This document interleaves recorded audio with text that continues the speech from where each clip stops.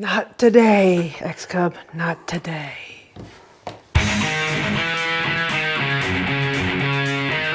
All right, everybody, XCub part 5. So we're on to the gas engine here, the DLE61. So we've got the engine mount ready.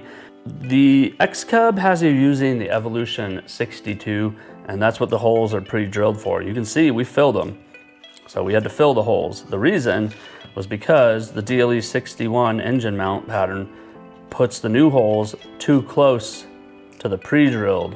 So we have a little separate video on how we filled all that and what we did. So if you want to watch that, go check it out. But anyway, the engine mount's ready to go. You can see we've marked the center lines. We got little windows made up in our template so we can line it up with our center lines that we made. Take your time on this part, everybody. This is where we're going for accuracy. All right, so I got all my lines lined up in my windows. I've made little tiny holes in the crosshairs for the bolt holes. So we got our Sharpie, put a little dot through there. Okay, so we should have 4 dots.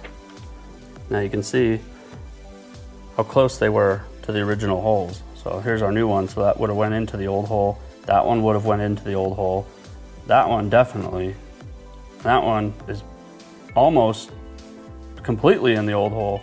So yeah, you pretty much got to fill in these holes with dowels if you're doing any other engine. All right, let's drill those out. So we're gonna start with a very small pilot hole to keep the accuracy. All right guys, so we're starting with a nice small drill bit to keep the accuracy, and then we'll work our way up to the actual size hole.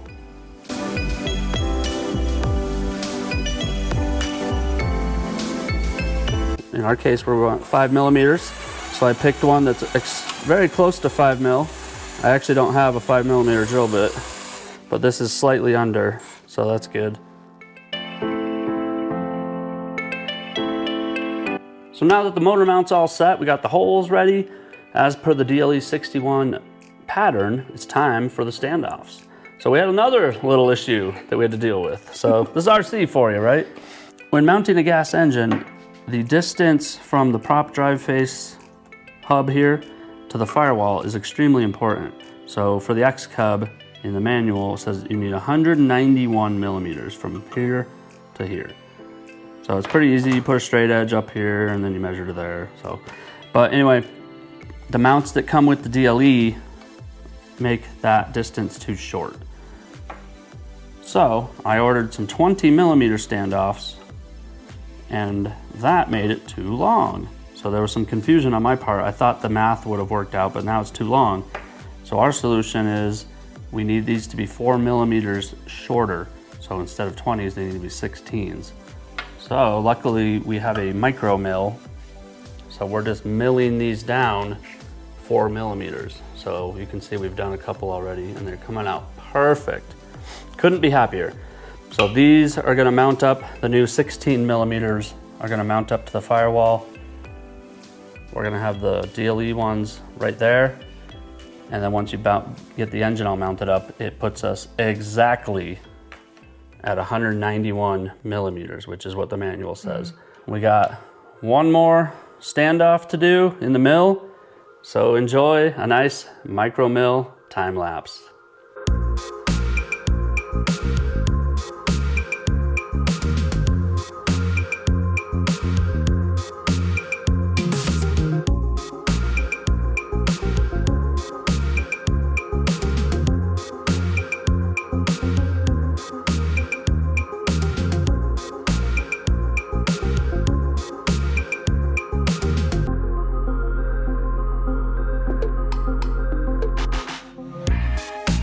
All right, our part is done.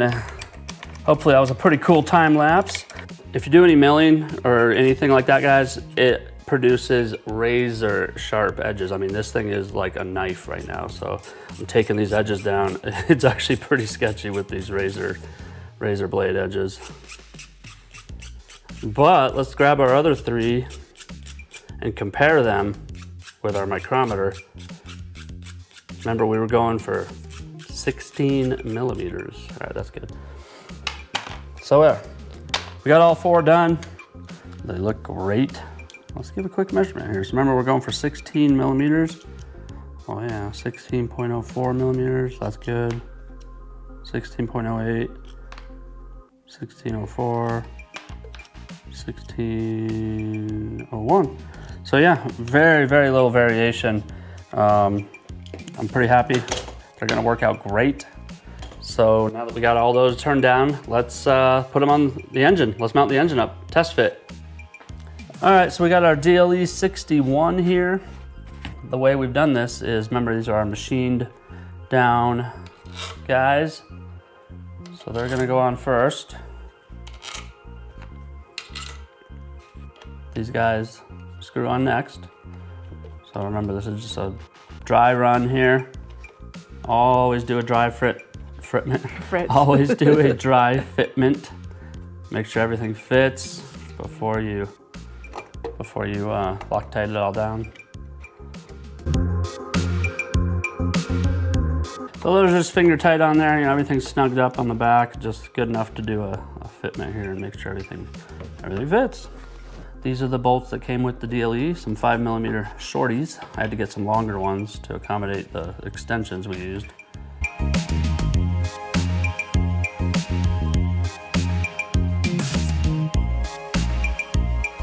Okay, so that's all snugged up just good enough, you know? It's looking good. Where I have my fuel tank, looks like the fitment's gonna be pretty good. I might have to move my fuel tank back a little, to be honest with you, because you can see let me get the ignition wire out there. So you can see where the fuel inlet comes in to where it is. It might be a little sharp of a bend. So, I don't know, guys. I might have picked up too big of a fuel tank, because if I have to move it back anymore, now I have to put this strap on the other side of these nipples here, which is really gonna have a lot hanging out. So I actually might have to get a smaller Valley View tank. But anyway, this is all part of setting up your plane, you know. You don't know this stuff until you get it in your hand and you're putting it all together. But anyway, that's all loosely put there. Let's measure it. Let's take a measurement, yeah. That's flushed up against the firewall. Look at that, exactly 191. I don't know if Mary's gonna be able to focus on that. Probably not. It's shiny. It's shiny too. 191. All right. We did good. So we are exactly 191. We can put it in the plane now. So that's what these 3 black 5mm are for. So that's gonna go in the corners. So let's put it on the plane, and then we'll also be able to determine if I gotta get a smaller fuel tank. And we're also gonna be able to determine, you know, kind of throttle cable placement, choke cable, stuff like that. So far so good. The fuel tank fits through. What am I hung up on? Do you need assistance on that side? No. I'm hung up on, what's it hitting actually? I don't know. Here, let me open the door. Weird. Ouch. Oh. Wires. These? Oh, More wires. the wall. You're hitting the wall? Oh, is the dashboard. I think we definitely need a smaller tank regardless. So we'll set him aside. Let's at least do this. Get this mounted up and we can kind of figure out a throttle and game plan. Game plan. I don't know why. What am I? I don't know. Now what's the problem? Is it the screw? This? Is it smacking up against that? Yeah, there's a couple things going on. Yep. So these holes up here have to be reshaped, because remember we changed the mounting holes. So these holes need to be enlarged, and then that guy. This guy right here is now interfering with right here. So yeah, okay. So it never ends. It never ends. So we got some more wood carving and shaping to do. As you saw, when we were trying to fit it in there, it didn't fit. So we spent the last 2 hours, you can see, it's like little Mickey Mouse ears, modifying the holes. So basically these are outlines for these new holes, for these 3 bolts. So you can see we had to make the kind of the bolt holes where the washers are bigger. Because once again, we're using a different engine. So yeah, that took quite a while of fiddling around and you know, but anyway, I think we got it. So let's give it a try here. Oh yeah, look at that. Let's get some screws in here, or the bolts I should say. And I did check the blind nuts already, so these do fit. So that's something you always want to check. It's a big moment here. Been running into a lot of issues with this. No, I wouldn't say issues, just, you know, you're putting a different engine on than this is our first gas engine. Yeah, it's our first gas engine, so. But that's RC for you. We're learning. Yeah, that's the hobby though, you know, that's the fun part. Figuring stuff out, kind of custom making stuff. So now, give it a little snug up here, and then we can kind of figure out where we want to put our throttle stuff and choke, our ignition module. Now we can actually start laying it out. Whew. Engine is pretty much dry fitted on there. Looking good. We're gonna get the throttle servo in the airplane and get the linkage made up that they recommend. If that doesn't work, I do have a throttle flex cable by DeBro. So I don't see any reason why the linkage that they recommend won't work, but that's the next step. Let's get working on the throttle. So get your throttle servo or whatever servo you're using all centered up. Get the throttle rod out. You're gonna wanna dig out the clevis, a jam nut, a ball end, thread the ball end on 8 turns. Basically it puts you halfway on. As you can see, I have not done the 8 turns yet because I don't know my exact adjustment yet, but the manual says a starting point is 8 turns. So anyway, this will not go in there because the throttle sits so much lower than the engine. So it sits roughly down here, and you can see the carburetor's up there. So we can't even get this in there. So we actually have to bend the throttle rod up, and it doesn't even mention that in the manual, but I don't know, it's just one of these things with the manual. It's just kind of, these directions are pretty horrible, and a lot of the pictures are upside down in the manual, so you're trying to look at stuff and you're literally looking at an upside down picture. And then to make it even more complicated, we're not going with the Evolution GX, we have the DLE 61. So we're gonna put a bend in this. I got my angle finder, and looks like I'm gonna start with an angle about like that. So we're gonna bend it right about here and kind of head up towards the carburetor. Then we can at least be able to get it in there and see what fine adjustments we need. We can't even get it in there right now. So I'm gonna take this off. We also put some blocks to raise it. Yeah, Mary, you show the blocks while I'm doing this.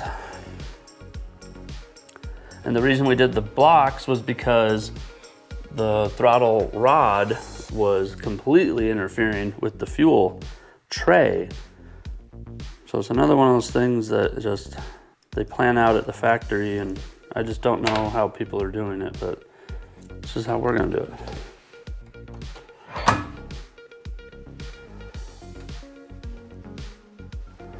Something like that. So we're gonna start with that, guys, and hopefully that'll kind of aim it up towards the carburetor a little better. Lots of laying out and just, you know, figuring out things. You're not even there. I know, it's like by the battery tray. There we go. So you can see, I don't know if Mary wants to show it over here, but we're close. But it's still, you can see here's our throttle arm. So you can see we're about, I don't know, 20 millimeters long, but I haven't threaded this on all the way. So we're gonna thread that on some more. And then I'm also gonna thread on the clevis more here on the servo side. So guys, it's a lot of just trial and error and putting this in, taking it out, put it back in, take it back out. So we're gonna do pretty much most of this all off camera. I mean, it's probably gonna be an hour of me adjusting this. We'll be back. Stay tuned. See you in an hour, maybe 2. All right, I think we finally got the throttle and the throttle linkage figured out. Me and Mary are both seeing double at this point. So remember when I said I'll see you an hour later? Well, it's actually been like 3 hours. So this is an odd setup they have you doing. They've got the throttle down on the floor and the carburetor. So anyway, we tried all sorts of stuff. You can see we had to raise the throttle servo up with those 2 balsa blocks to clear the fuel tank tray. And we tried bending the rod. We tried this servo tray. This actually comes with the XCub. So we were playing with the idea of mounting it up here on the wall to be more of a straight push-pull. We tried, what else did we do? Oh yeah, we toyed with the idea of mounting it sideways on the floor, different rod lengths. We tried putting the throttle arm up top, going in and out this way. We ultimately went with keeping it on the bottom and having a little bend in the rod. There's really no perfect solution to this. Like I said, it's just kind of odd the way they have you doing it. But we're pretty happy with this setup, guys. So I'll hold the servo down. We don't have it screwed in, but I can just hold it and show you guys. So it works. It works pretty good. Actually works really good. You can hear the servo's making a little bit of noise, but that's just, you know, the geometry they have you doing. But overall, this is the best solution we came up with, and I'm happy with it. Mary's happy with it. Another thing you're probably going to have to do, and this just kind of goes for any gas engine, is you're probably going to have to run a throttle curve unless you get really lucky and your servo travel is the exact amount that your carburetor arm travels. So in our case, it was not. It was not. So the servo was traveling further than the carburetor. So you got to do a throttle curve, and what you do is basically at 100 throttle stick, you lower the servo movement to 68. So what happens is you actually match the points. So I'm probably not explaining it right, but basically, for us it was 68. Yeah, but yeah. These are just arbitrary numbers for, you know. But basically, the servo is moving, say, this much, but the carburetor arm only wants to move this much. So to match those two, you got to set up a curve so, you know, they both travel the same. You don't want this traveling super far, but the carburetor only wants to go that far. So that's where the throttle curve comes in. So I don't know. I probably explained that horrible, but anyway, like I said, we're seeing double. We're delirious at this point. On to the choke. Should be a lot easier. It's just gonna be a push-pull rod. Working on the choke now. So like I said, we're going with a manually operated choke. It's easy and it's gonna be cool because it's gonna come out the dashboard, you know, just kind of a push-pull on the dashboard. So here's the choke rod that they give you. It's identical to the throttle rod. I had to kind of shave a little off the ball end because it was just barely touching the throttle. You know, the choke arm and the throttle arm are very close to each other on this DLE. So it's gonna kind of poke through here and it kind of looks like that. yeah, and that's the choke Yep. on? That's choke on, yes. And then this would be choke off. Yeah, so you can see when choke is off, so you know when you're flying the plane around, that's gonna be like that. Now, and the throttle is all the way off, so that's as far off as the throttle will ever go. But it's gonna work. Been doing a lot of measuring and kind of checking. So anyway, we're going with that. I got the bolt all ready to go. We're gonna, like I said, we're gonna poke this through the dashboard. So we already picked out a spot, marked it. I just gotta drill a hole. And then what we're gonna do in the dashboard, because it's a pretty thin piece of wood that, you know, just has the dashboard sticker. I got this little brass or copper sleeve that I found. And I'm gonna epoxy this little brass sleeve into the dashboard so that the choke rod rides through this and doesn't wear the thin wood down. And then we have a cool red knob that we found. So we're gonna have a cool red knob, you know, as the choke, kind of a pull. So it's gonna be really cool. So let's get to it. We're gonna drill a hole in the dashboard.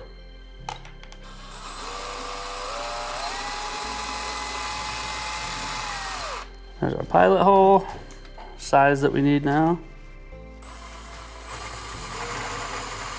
Like I said, it's very, very thin wood. There it goes. There, perfect. I want it like halfway. A little epoxy on there and boom, done. All right. Cool. All right, let's do it. All right, let's mix up some 5 minute. 5 minutes, so you gotta be kind of quick.